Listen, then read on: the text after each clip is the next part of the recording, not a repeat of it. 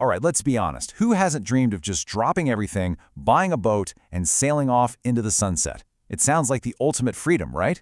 But what does that dream actually cost? Day in and day out? Well, today, we're going to pull back the curtain and look at the real, hard numbers of living a life at sea. To figure this out, we're diving deep into the super detailed budget from the retired couple behind the YouTube channel Sailing Arariero. These guys tracked every single dollar they spent for 2 years while living on their catamaran. They asked the big question, and lucky for us, they share the answer. So what's the big number? Get this. For 1 full year of sailing the world, their total cost was $36,374. I mean, for a lot of people, that's less than you'd pay in rent for a year. Kinda surprising, isn't it? Let's break down exactly where all that money went. But first, you got to appreciate the dream they're living.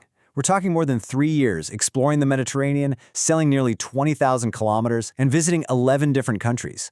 This isn't just about pinching pennies. It's about a life of pure freedom and adventure.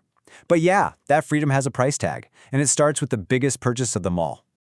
Yep, before you can even start thinking about your yearly budget, you need the boat. And this is without a doubt your single biggest upfront cost. But believe me, the sticker price is really just the tip of the iceberg. So here's a rule of thumb that every single sailor lives by. You should expect to spend 10 to 20% of whatever you paid for the boat every single year just on keeping it running. Just think about that for a second. If you buy a $100,000 boat, that's another 10 to 20 grand gone from your budget year after year after year. And don't think you can just snag a deal on a boat overseas to save money. It's not that simple. You've got this whole complicated multi-step import process to deal with. One sailor found out that just shipping a 40-foot yacht from Europe can cost you $60,000 or more before it even hits the water near your home. Okay, so you've got the boat. Now we get to the real nitty-gritty, all the recurring costs, the stuff people often forget about that keeps the dream afloat. And this is where the data from Sailing Arariero is just so incredibly valuable. So how'd they spend that 36 grand? Well, you can pretty much split it in two. Daily living expenses, food, travel, stuff like that, made up the biggest chunk at 58%. But look at that other slice. A massive 42% of their entire yearly budget, over $15,000, went straight into keeping the boat itself in good shape. So what's hiding in that big maintenance category? Well, it's not just one thing.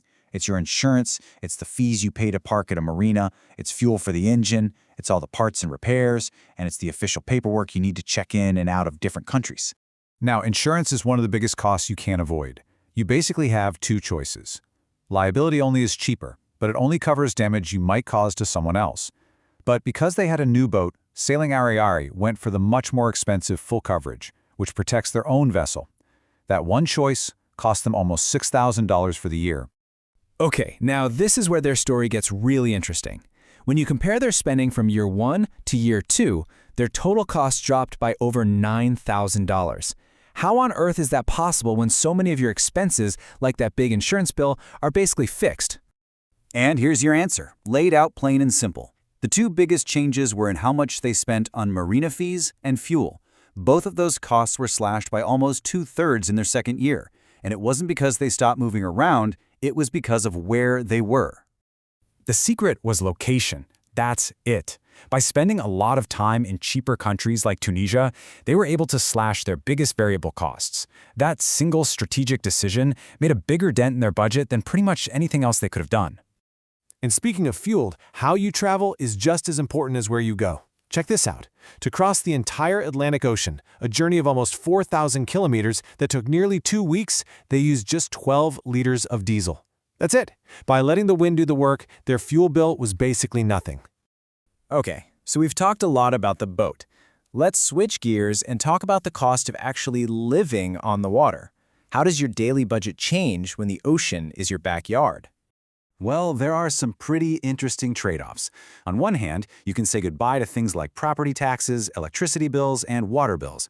But on the other hand, you say hello to a whole new set of expenses. Marina fees can feel like rent, you need a water maker for fresh water, and if you want to stay connected, you're paying for satellite internet. But here's a twist I bet you didn't see coming.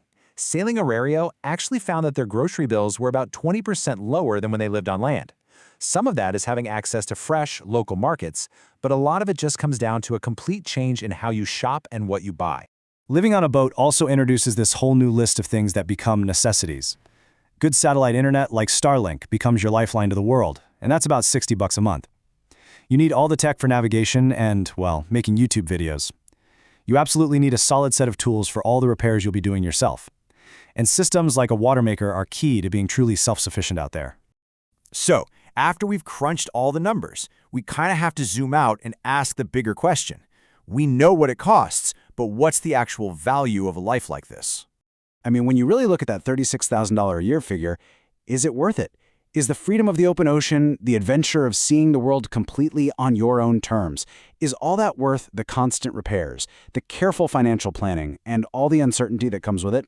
So what are the big lessons here? First, that 10 to 20% maintenance rule, it's real and you can't ignore it. Second, where you choose to sail will make or break your budget. It's huge. Third, your personal lifestyle choices. Are you willing to fix things yourself? Do you cook on the boat? That's your biggest tool for controlling costs. And finally, you just have to accept that things will break. It's not a question of if, it's a question of when. And maybe this final thought from sailing Arariero just sums it all up perfectly. The financial side of sailing the world is less about being a genius with a spreadsheet and more about a huge shift in how you live your life. It kind of forces you into this minimalist mindset where experiences, not things, become what you truly value.